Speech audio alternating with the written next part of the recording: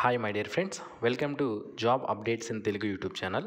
Friends, మనకి తక్కువ competition ఉండే గవర్నమెంట్ ఉద్యోగాల కోసం నోటిఫికేషన్ అనేది రిలీజ్ చేయడం అనేది జరిగింది. సో హాల్ టికెట్ అనేది మనకి వాళ్ళు పంపించారనుకోండి, 50% అనేది జాబ్ మనకు వచ్చినట్లే. ఎందుకంటే ఈ జాబ్స్కి ఎంతమంది అప్లై చేసుకున్నప్పటికీ కూడా కొంతమందికి మాత్రమే హాల్ టికెట్ అనేది పంపించడం జరుగుతుంది. అంటే ఒక పోస్ట్కి 20 మందికి మాత్రమే హాల్ టికెట్ అనేది పంపిస్తారండి. మామూలుగా ఒక పోస్ట్కి 400-500 మంది అప్లై చేసినప్పటికీ కూడా మనకి ఒక పోస్ట్కి 20 మందిని మాత్రమే వాళ్ళకి హాల్ టికెట్ అనేది పంపించడం అనేది జరుగుతుంది. సో హాల్ టికెట్ కన్నా మీకు వచ్చిందనుకోండి, ఇక 50% జాబ్ మీకు వచ్చినట్లే. ఇక ఎగ్జామినేషన్లో ఏ విధంగా మీరు పర్ఫార్మెన్స్ ఇచ్చేదారు అనే దాన్ని బట్టి మనకి ఫైనల్ సెలక్షన్ అనేది ఆధారపడి ఉంటుంది. ఓకే, ఎంతమంది అప్లై అయినా చేసుకోండి. ఒక పోస్ట్కి 1000 మంది అప్లై అయినా కూడా వాళ్ళు ఒక పోస్ట్కి 20 మందిని మాత్రమే పిలవడం అనేది జరుగుతుందన్నమాట. సో కాబట్టి మీకు అడ్మిట్ కార్డ్ అనేది వస్తే మీకు 50% జాబ్ అనేది వచ్చినట్లే. ఇక శాలరీస్ చూసుకుంటే 45,000 వరకు కూడా శాలరీ అనేది పర్ మంత్ రావడం అనేది జరుగుతుంది. ఇది ఇయర్లీ మీకు శాలరీస్ అనేది ఇంక్రీజ్ అవుతూ ఉంటాయి. ఇక ఈ పోస్టులకు అప్లై చేసుకోవడానికి జస్ట్ 10th క్లాస్ పాస్ అయితే కూడా సరిపోతుంది.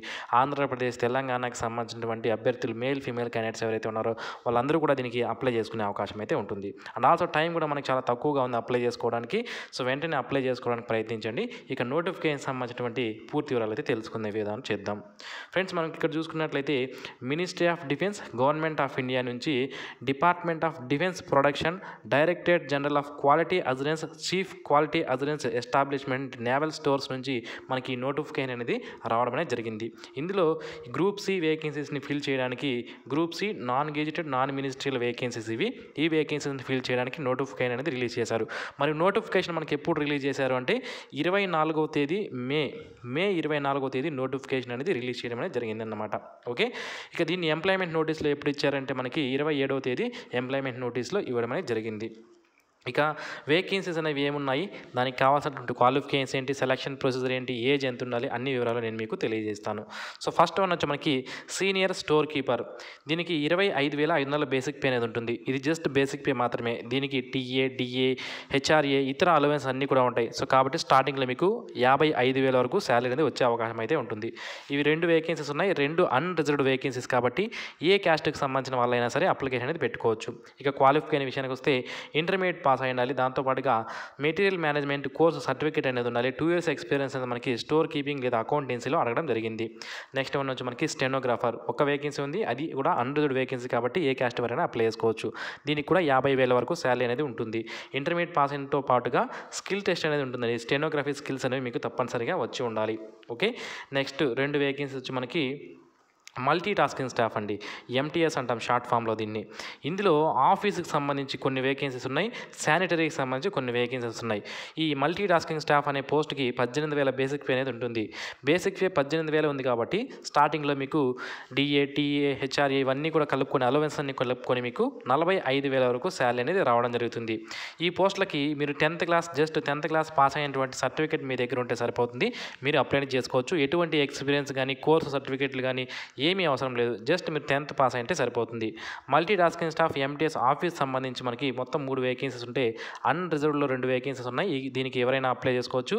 ఎకనామికలీ వీకర్ సెక్షన్ వాళ్ళకి మాత్రం 1 వేకెన్సీ ఇవ్వడం జరిగింది. ఇక శానిటరీకి సంబంధించి 1 వేకెన్సీ ఉంటే అది ఎకనామికలీ వీకర్ సెక్షన్ వాళ్ళకి రిజర్వేషన్ అనేది చేయబడి ఉందన్నమాట. ఓకే, ఇక ప్లేస్ ఆఫ్ పోస్టింగ్ ఎక్కడ ఉంటుంది అని మనకి ఇక్కడ ఇవ్వడం జరిగిందండి. ప్లేస్ ఆఫ్ వర్క్ అనేది ఎక్కడ ఉంటుంది అంటే ముంబై మరియు వడోదరాలో ఉంటుంది. బట్ సర్వీస్ అనేది మనకి ఎనీవేర్ ఇన్ ఇండియాలో సర్వీస్ అనేది చేయవలసి ఉంటుందన్నమాట. ఫ్యూచర్లో ఎక్కడికైనా మీకు ట్రాన్స్ఫర్స్ చేసుకునే అవకాశాన్ని కూడా వీళ్ళు కల్పిస్తున్నారు. ఇక ఈ వేకెన్సీకి సంబంధించి ఏజ్ విషయానికి వస్తే స్టోర్ కీపర్కి సంబంధించి 18 నుంచి 27 సంవత్సరాలు, స్టెనోగ్రాఫర్కి సంబంధించి 18 నుంచి 27, మల్టీ టాస్కింగ్ స్టాఫ్ సంబంధించి 18 నుంచి 25 సంవత్సరాల మధ్యలో ఉన్న వాళ్ళు అప్లికేషన్ అనేది పెట్టుకోవచ్చు. ఒకవేళ మీకు పోస్టులు ఎస్సీ, ఎస్టీ వాళ్ళకి రిజర్వేషన్ చేయబడి ఉంటే 5 సంవత్సరాల ఏజ్ రిలాక్సేషన్ ఉంటుంది. ఓబీసీ వాళ్ళకి అయితే 3, ఫిజికల్ హ్యాండిక్యాప్లో అయితే 10. పోస్టులు అనేది తప్పనిసరిగా ఆ క్యాస్ట్కి రిజర్వేషన్ అనేది చేయబడి ఉంటేనే ఏజ్ రిలాక్సేషన్ అనేది వర్తించడం అనేది జరుగుతుందన్నమాట. ఇక అప్లికేషన్ క్లోజింగ్ డేట్ విషయానికి వస్తే అది మీకు చెప్తాను తర్వాత. నెక్స్ట్ మెథడ్ ఆఫ్ సెలక్షన్ విషయానికి వస్తే ఫస్ట్ చూడండి, సెలక్షన్ ఏ విధంగా చేస్తారంటే షార్ట్ లిస్టింగ్ ఆఫ్ అప్లికేషన్స్. నేను మీకు ఫస్ట్లోనే చెప్పాను. సో మనకి ఒక పోస్ట్కి 20 మందిని మాత్రమే పిలవడం అనేది జరుగుతుందన్నమాట. అది ఏ విధంగా చూడండి, ఇక్కడ ఫస్ట్ మీరు అప్లై చేసుకున్న తర్వాత వాళ్ళు అప్లికేషన్స్ అన్ని కూడా స్క్రూటినీ అనేది చేయడం జరుగుతుంది. అందులో ఒక పోస్ట్కి 20 మందిని సెలెక్ట్ చేస్తారు. 20 మందిని సెలెక్ట్ చేసి వాళ్ళకి అడ్మిట్ కార్డ్స్ అనేవి పంపించడం జరుగుతుందన్నమాట. అడ్మిట్ కార్డ్స్ పంపించిన తర్వాత వాళ్ళకి ఎగ్జామినేషన్ అనేది పెడతారు. ఎగ్జామినేషన్లో ఏముంటుందంటే మనకి స్టోర్ కీపర్కి అయితే general intelligence and reasoning, general awareness, English language and numerical numerical aptitude. ఈ 4 సబ్జెక్ట్స్ నుంచి 100 క్వశ్చన్స్ రావడం జరుగుతుంది. ఈ సబ్జెక్ట్కి 25 క్వశ్చన్స్ అనేవి ఉంటాయి. మొత్తం 100 మార్క్స్కి ఎగ్జామినేషన్ అనేది కండక్ట్ చేస్తారు. నెగిటివ్ మార్క్స్ అనేవి ఉండవండి. ఇది చూడండి, no negative marking will be done అని మనకి ఇక్కడ ఇవ్వడం అనేది జరిగింది. నెక్స్ట్ స్టెనోగ్రాఫర్కి కూడా సేమ్ సిలబస్సే 100 మార్కులకి ఎగ్జామినేషన్ కండక్ట్ చేస్తారు. దీని తర్వాత వీళ్ళకి స్టెనోగ్రఫీకి అప్లై చేసే వాళ్ళకి స్కిల్ టెస్ట్ అనేది ఉంటుంది. నెక్స్ట్ మల్టీ టాస్కింగ్ స్టాఫ్కి సంబంధించి సిలబస్ చూసుకున్నట్లయితే మనకి general intelligence and reasoning, general awareness, English language మరియు న్యూమరికల్ యాప్టిట్యూడ్ ఇది సిలబస్గా ఉంటుంది. మొత్తం 100 క్వశ్చన్స్ అనేవి ఉంటాయి. 100 మార్క్స్కి ఎగ్జామినేషన్ అనేది కండక్ట్ చేస్తారు. మల్టీ టాస్కింగ్ స్టాఫ్కి సంబంధించి జస్ట్ ఈ ఒక ఎగ్జామినేషన్ మాత్రమే ఉంటుంది, ఎటువంటి స్కిల్ టెస్టులు ఉండవు. ఇక డేట్ ఆఫ్ ఎగ్జామినేషన్ ఎప్పుడు ఉంటుంది అన్ని వివరాలు కూడా మనకి మీకు హాల్ టికెట్ అనేది వాళ్ళు పంపిస్తారు కదా, దాంట్లో మీకు డీటెయిల్స్ అన్నీ కూడా పంపిస్తారు. ఎక్కడ ఉంటుంది ఎగ్జామినేషన్, డేట్ ఎప్పుడు, వెన్యూ ఎక్కడ, అన్నీ కూడా అక్కడ మనకి ఇవ్వడం అనేది జరుగుతుంది. ఇక ఈ పోస్టులకి ఎవరికైతే ఇప్పటివరకు మొత్తం చూశారు కదండి, ఎవరైతే ఎలిజిబిలిటీ ఉంటుంది నేను అప్లై చేసుకోవాలి అనుకుంటున్నారో వాళ్ళకి ఈ చూడండి, ఈ నోటిఫికేషన్లోనే మనకి పేజ్ నెంబర్ మనం చూసుకున్నట్లయితే ఈ పేజ్లో 9వ పేజ్లో మనకి అప్లికేషన్ ఫామ్ అనేది ఇవ్వడం జరిగింది. ఈ అప్లికేషన్ ఫామ్ని డౌన్లోడ్ చేసుకోండి, లేదా సేమ్ ఈ విధంగానే మీరు ఓట్లో కూడా టైప్ చేసుకోవచ్చు.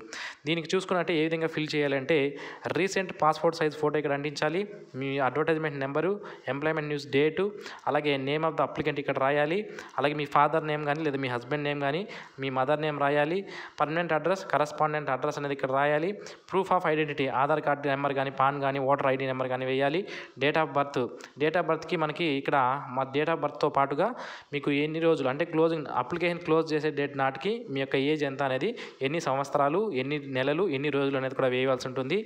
ఏజ్ రిలాక్సేషన్ కానీ మీకు కావాలనుకుంటే ఇక్కడ ఎస్ అని టిక్ చేయాల్సి ఉంటుంది. ఎంప్లాయ్మెంట్ ఎక్స్చేంజ్ ఎక్కడ చేసుకున్నారు అనేది ఎంప్లాయ్మెంట్ రిజిస్ట్రేషన్ నెంబర్ చేసుకోవాలి. అలాగే SC ST OBC economical weaker సెక్షన్కి సంబంధించిన వాళ్ళైతే ఆ కేటగిరీ సర్టిఫికేట్ అనేది తప్పనిసరిగా పెట్టాలి. మీ యొక్క సెక్స్ మేలా ఫీమేల్ అనేది ఇక్కడ రాయాలి, email ID, mobile number, educational qualification details ఇక్కడ మీరు 10th ఫస్ట్ రాయాల్సి ఉంటుంది. దాని తర్వాత మీకు ఇంటర్మీడియట్ ఉన్న, డిప్లొమా ఉన్న, డిగ్రీ ఉన్న అవన్నీ కూడా ఇక్కడ రాసుకోవచ్చు. నెక్స్ట్ ఎక్స్పీరియన్స్ ఏదైనా ఉంటే దానికి సంబంధించిన వివరాలు అనేది ఇక్కడ ఇవ్వాల్సి ఉంటుంది. ఈ విధంగా అప్లికేషన్ ఫామ్ అనేది మీరు ఫిల్అప్ చేయాలి. కింద మనకి అడ్మిట్ కార్డ్ అనేది ఉంటుంది. అడ్మిట్ కార్డ్ పైన ఫోటో అంటించి అప్లికేషన్ నెంబర్ అనేది వాళ్ళు వేస్తారు, మీరు వేయాల్సిన అవసరం లేదు. ఈ డీటెయిల్స్ అన్నీ కూడా మీరు ఫిల్ చేసి పంపించాలి. ఓకే, పంపిస్తే మళ్ళీ సేమ్ అదే అడ్మిట్ కార్డ్ని మీరు ఒకవేళ సెలెక్ట్ అయితే స్క్రూటినీ ఆఫ్ అప్లికేషన్స్లో 1:20 కానీ మీరు ఉంటే వాళ్ళు మళ్ళీ మీకు అప్లికేషన్ అనేది రిటర్న్గా, అప్లికేషన్ కాదు అడ్మిట్ కార్డ్ అనేది మీకు రిటర్న్గా పంపించడం అనేది జరుగుతుంది. సో ఓకే, ఇప్పుడు మీరు అప్లికేషన్ అనేది ఫిల్అప్ చేశారు.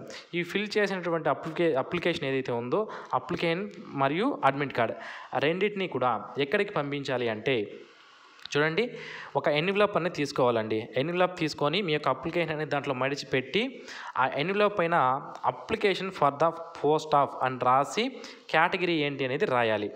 అండ్ దీన్ని మీ ఎన్విలాప్ని రిజిస్టర్డ్ పోస్ట్ ద్వారా కానీ లేదా స్పీడ్ పోస్ట్ ద్వారా కానీ మాత్రమే పంపించాల్సి ఉంటుంది. అడ్రస్ ఏంటి, ఏ అడ్రస్కి పంపించాలి అంటే DQAN complex 8th floor, naval dockyard, tiger gate, Mumbai 400023 ఈ అడ్రస్కి పంపించాలి. ఏమేమి పంపించాలంటే మనకి డ్యూలీ ఏదైతే అపెండిక్స్ ఏ ఇచ్చారు అంటే మనకి ఇది ఏది అప్లికేషన్ ఫాము, దాంతోపాటుగా self addressed envelope, recent passport size ఫోటోలు, మీ ఎడ్యుకేషనల్ క్వాలిఫికేషన్ సంబంధించినటువంటి డాక్యుమెంట్స్, కేటగిరీ SC ST OBCకి సంబంధించినటువంటి certificates, self attested ex servicemen అయితే ఆ సర్టిఫికేట్ పంపించాలి, లేకపోతే అవసరం లేదు. వీటన్నింటినీ కూడా సర్టిఫికేట్స్ అన్నీ కూడా ఆ ఎన్విలాప్తో పాటుగా అప్లికేషన్ ఫామ్తో పాటుగా పిన్ చేసి మీరు మీ యొక్క అప్లికేషన్స్ అనేవి పంపించాల్సి ఉంటుందన్నమాట. ఇక చాలామందికి ఇప్పటివరకు ఉన్న డౌట్ ఏంటంటే లాస్ట్ డేట్ ఎప్పుడు దీనికి అప్లై చేసుకోవడానికి అని. సో మనకి ఇక్కడ ఏమి ఇచ్చారంటే లాస్ట్ డేట్ ఎక్కడ మెన్షన్ చేయలేదు. నోటిఫికేషన్ రిలీజ్ చేసిన డేట్ నాటి నుంచి 28 రోజుల్లో అప్లికేషన్ పెట్టుకోవాలి అంటున్నారు. మనకి ఇది ఎంప్లాయ్మెంట్ న్యూస్లో 27వ తేదీ రావడం జరిగిందండి. అంటే మే 27వ తేదీ రావడం జరిగింది. కాబట్టి జూన్ 23వ తేదీ లోపు లాస్ట్ డేట్ అనేది మనకి ఉండడం జరుగుతుంది. సో జూన్ 23 లాస్ట్ డేట్ కాబట్టి ఆ లోపు మీ యొక్క అప్లికేషన్స్ అనేవి వాళ్ళకి రీచ్ అయ్యే విధంగా పంపించాల్సి ఉంటుందన్నమాట. ఓకే, సో ఇది ఫ్రెండ్స్ ఈ నోటిఫికేషన్ సంబంధించినటువంటి పూర్తి వివరాలు. మరిన్ని ఇలాంటి డైలీ జాబ్ అప్డేట్స్ మిస్ అవ్వకుండా పొందడానికి ఛానల్కి అయితే సబ్స్క్రైబ్ చేసుకోండి. అలాగే దీనికి సంబంధించినటువంటి హాల్ టికెట్స్ కానీ, అడ్మిట్ కార్డ్స్ కానీ, ఎగ్జామినేషన్ డేట్స్ కానీ ఏవైనా రిలీజ్ అయితే మన వాట్సాప్ ఛానల్ ద్వారా నేను మీకు తెలియజేస్తాను. లింక్ను వీడియో కింద డిస్క్రిప్షన్లో ఇచ్చాను. వాట్సాప్ ఛానల్లో కూడా జాయిన్ అవ్వండి. And thanks for watching this video. Have a nice day friends.